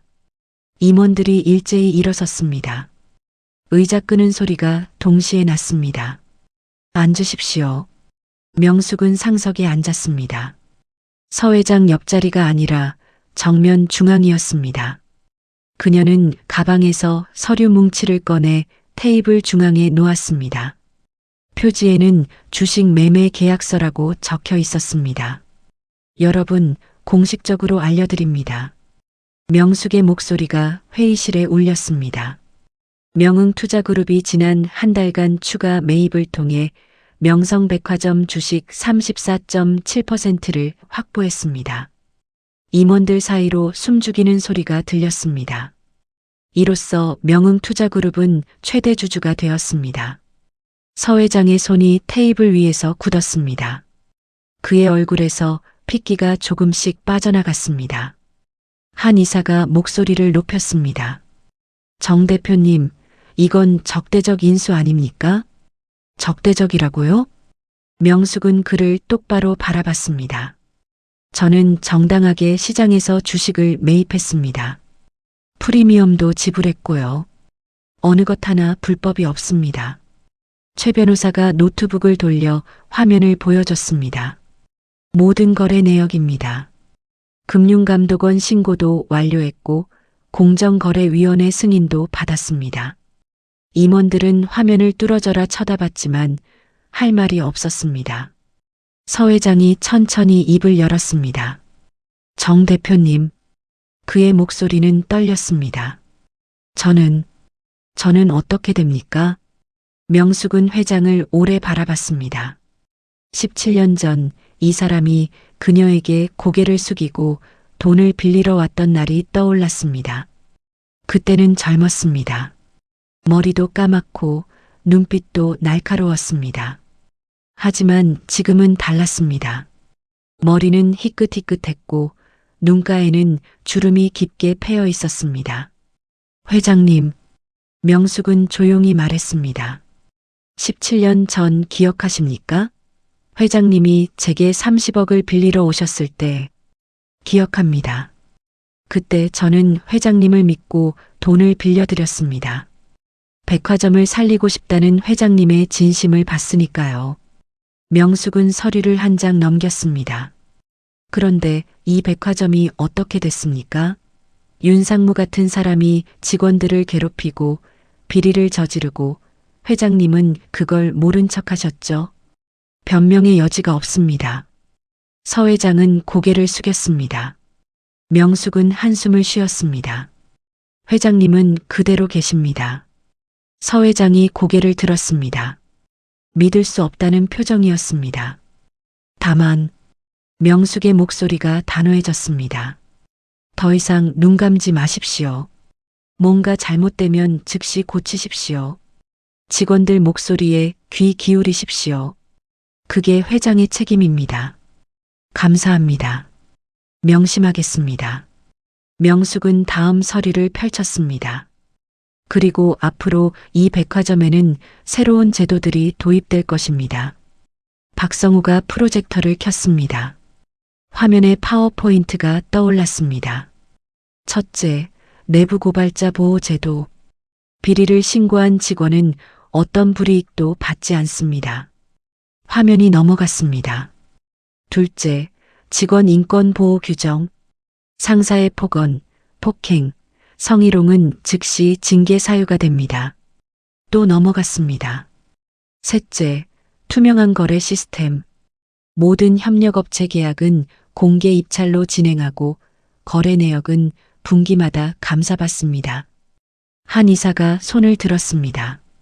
현실적으로 가능한 일입니까? 명숙은 그를 바라봤습니다. 가능하게 만들 겁니다. 아니, 반드시 해야 합니다. 그녀는 자리에서 일어났습니다. 창가로 걸어갔습니다. 밖을 내려다봤습니다. 백화점 앞 광장에는 사람들이 오가고 있었습니다. 직장인들이 점심을 먹으러 나오고 엄마들이 유모차를 밀며 걷고 학생들이 웃으며 수다를 떨었습니다. 이 백화점은 단순히 돈만 버는 곳이 아닙니다. 명숙은 창밖을 보며 말했습니다. 여기는 수백 명의 직원들이 매일 출근하는 곳입니다. 그들에게는 일터이자 삶의 터전입니다. 그녀는 임원들을 돌아봤습니다. 그들이 존중받으며 일할 수 있어야 합니다. 그게 우리가 해야 할 일입니다. 회의실이 조용해졌습니다. 누구도 반박하지 않았습니다. 명숙은 가방을 챙겼습니다. 오늘부터 저는 이 백화점의 주요 주주입니다. 하지만 일상 경영은 여러분이 하십시오. 문을 향해 걸으며 그녀는 마지막 한마디를 남겼습니다. 다만 감시하겠습니다. 철저하게. 다시는 윤상무 같은 사람이 나오지 않도록. 그리고 덧붙였습니다. 아, 그리고 김태현 매니저를 과장으로 승진시켜 주십시오. 그는 용기 있는 내부 고발자입니다. 회사가 보호하고 인정해줘야 합니다. 임원들이 고개를 끄덕였습니다. 명숙은 문을 열고 나갔습니다. 복도에는 따뜻한 봄 햇살이 가득했습니다. 저녁 6시 명성백화점 옥상. 명숙은 혼자 난간에 기대 서 있었습니다. 서울 시내가 한눈에 내려다 보였습니다. 빌딩 숲 사이로 한강이 은빛으로 반짝였고 남산타워에는 불이 하나둘 켜지기 시작했습니다. 해가 지고 있었습니다. 하늘은 주황빛과 분홍빛, 보라빛이 섞여 물감을 풀어놓은 것처럼 아름다웠습니다. 바람이 불었습니다. 봄바람이었습니다. 차갑지도 뜨겁지도 않은 딱 적당한 온도였습니다. 명숙의 머리카락이 살랑 흩날렸고 그녀는 눈을 감고 바람을 느꼈습니다. 발소리가 들렸습니다. 구두굽이 콘크리트 바닥을 두드리는 소리. 명숙은 돌아보지 않았습니다. 발소리만으로 알 수 있었습니다. 엄마, 여기 계셨어요. 서진이었습니다. 응. 바람 좀 쐬려고. 서진은 엄마 옆에 섰습니다. 둘은 한동안 아무 말 없이 노을을 바라봤습니다. 도시의 소음이 희미하게 들려왔습니다. 자동차 경적, 사람들의 웃음소리, 어디선가 울리는 음악 소리. 삶의 소리였습니다. 엄마, 응, 끝났네요. 서진의 목소리는 조용했습니다. 응, 끝났어. 명숙은 딸을 바라봤습니다. 서진의 옆 얼굴이 노을빛에 물들어 있었습니다. 서진아, 미안해. 내가 많이 힘들었을 거야. 서진은 고개를 저었습니다. 아니에요. 이제 이해해요. 뭘? 엄마가 왜 이렇게까지 하셨는지. 서진은 엄마를 돌아봤습니다. 그녀의 눈가가 붉었습니다. 태연이가 어제 말하더라고요.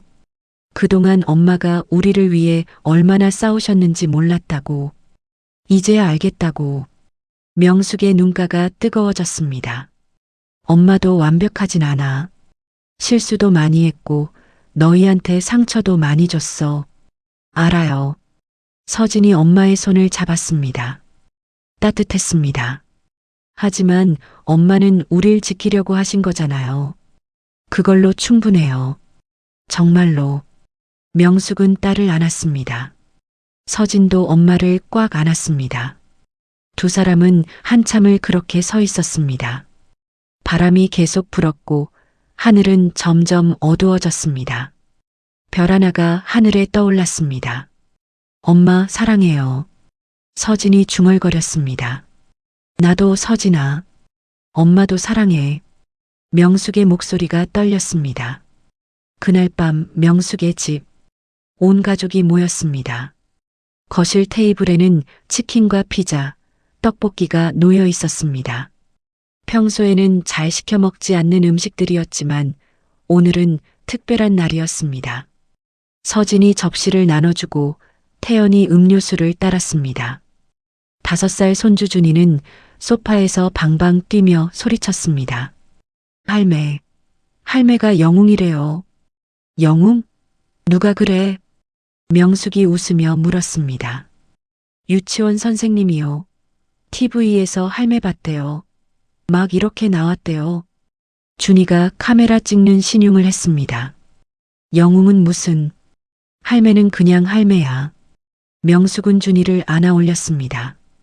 준이는 깔깔 웃으며 할머니 볼에 뽀뽀했습니다. 태연이 차를 따라주며 조심스럽게 말했습니다. 어머니 정말 감사합니다. 뭐가? 저 때문에 이렇게까지 고생 많으셨어요.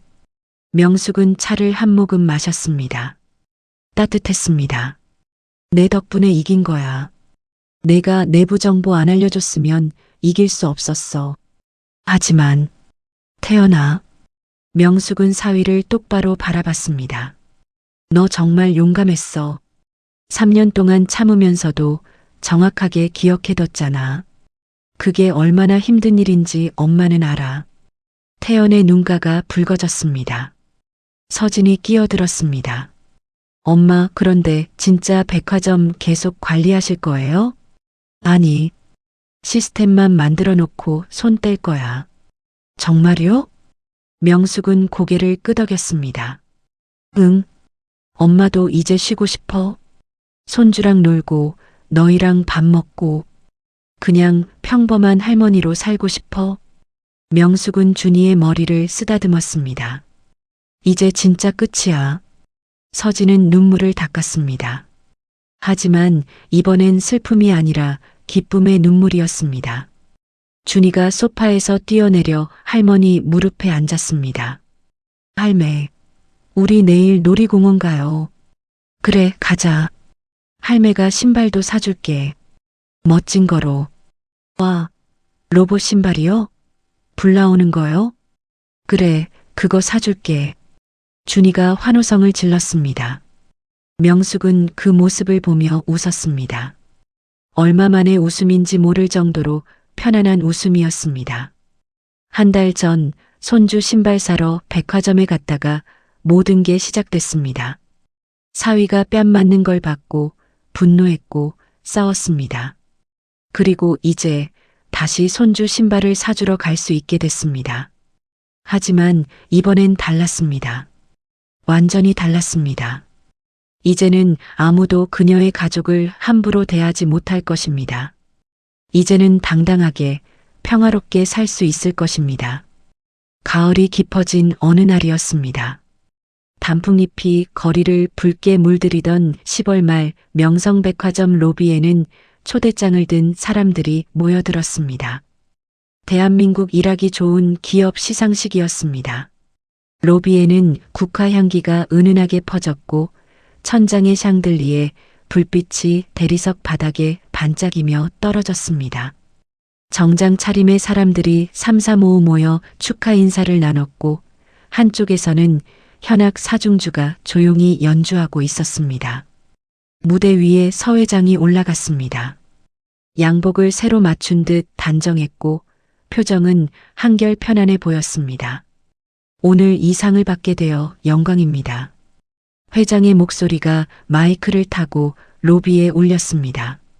하지만 이 상은 저 혼자 받는 게 아닙니다. 우리 백화점 직원 모두가 함께 받는 것입니다. 박수 소리가 터져 나왔습니다. 그리고 회장은 잠시 멈췄습니다. 객석 한쪽을 바라봤습니다. 이 자리를 빌려 감사 인사를 전하고 싶은 분이 있습니다. 정명숙 대표님. 스포트라이트가 객석 한쪽을 비췄습니다. 명숙이 앉아 있었습니다. 검은색 정장에 진주 목걸이. 그녀는 조용히 고개를 숙여 인사했습니다. 사람들이 일어서서 박수를 보냈습니다. 박수 소리가 로비 전체를 가득 채웠습니다. 명숙은 자리에서 일어나지 않았습니다. 다만 미소만 지었습니다. 편안하고 따뜻한 미소였습니다. 마이너스. 시상식이 끝난 후 명숙은 마지막으로 백화점 로비를 천천히 걸었습니다. 오후 햇살이 유리 천장을 통해 쏟아져 들어왔습니다. 빛이 바닥에 무늬를 만들었고 먼지 입자들이 황금빛으로 반짝였습니다. 직원들이 지나가며 인사했습니다. 정 대표님 감사합니다. 대표님 덕분에 회사 분위기가 정말 좋아졌어요. 항상 감사드립니다. 명숙은 일일이 미소로 답했습니다. 다들 수고 많으셨어요. 앞으로도 행복하게 일하세요. 그녀는 로비 한가운데 멈춰 섰습니다. 바로 그 자리였습니다. 한 달 전 이곳에서 사위가 뺨을 맞았습니다. 바닥에 무릎 꿇고 서류를 주었습니다. 그 순간 모든 게 시작됐습니다. 명숙은 바닥을 내려다봤습니다. 대리석은 깨끗하게 닦여 있었고 그녀의 모습이 희미하게 비쳤습니다. 이제 다 끝났어. 그녀는 조용히 중얼거렸습니다. 복수가 아니었어. 정산이었어. 오래된 빚을 갚은 거야. 명숙은 천천히 고개를 들었습니다. 로비 유리문 너머로 거리가 보였습니다. 사람들이 걷고 있었습니다. 누군가는 웃으며 전화 통화를 하고 누군가는 커피를 들고 걸었습니다. 평범한 일상이었습니다. 명숙은 문을 향해 걸었습니다. 자동문이 열렸습니다. 밖에서 바람이 불어왔습니다. 따뜻했습니다. 가을 햇살이 그녀의 얼굴을 비췄고 거리의 은행나무 잎이 노랗게 빛났습니다. 낙엽 하나가 바람에 날려 그녀 앞을 지나갔습니다. 명숙은 하늘을 올려다봤습니다. 구름 한 점 없이 맑았습니다. 하늘은 깊고 푸르렀습니다. 여보, 그녀는 작게 속삭였습니다. 봐요. 우리 딸, 사위, 손주 다 지켰어요. 이제 괜찮아요. 바람이 한 번 더 불었습니다. 명숙의 머리카락이 흩날렸습니다. 그 바람이 마치 남편의 손길처럼 느껴졌습니다. 따뜻하고 부드럽고 그녀를 토닥이는 것 같았습니다. 명숙은 눈을 감았습니다. 잠시 그 바람을 느꼈습니다. 그리고 천천히 걸었습니다. 뒤를 돌아보지 않았습니다. 구두 소리가 인도를 또각또각 울렸습니다. 그 소리는 경쾌했고 가벼웠습니다. 백화점 유리벽에 그녀의 모습이 비쳤습니다. 68세 할머니. 한때 대부업계 큰손이었던 여자. 가족을 지키기 위해 다시 칼을 든 여자. 그리고 지금은 그냥 평범한 엄마이자 할머니. 그녀의 그림자가 햇빛 속으로 천천히 사라졌습니다. 거리의 소음이 그녀를 감쌌습니다. 자동차 소리, 사람들의 웃음소리, 어디선가 들려오는 음악 소리, 삶의 소리였습니다. 그리고 명숙은 그 속으로 걸어 들어갔습니다. 새로운 하루를 향해. 오늘 이야기 어떠셨나요? 마음에 와 닿으셨다면 구독과 좋아요로 마음을 전해주세요.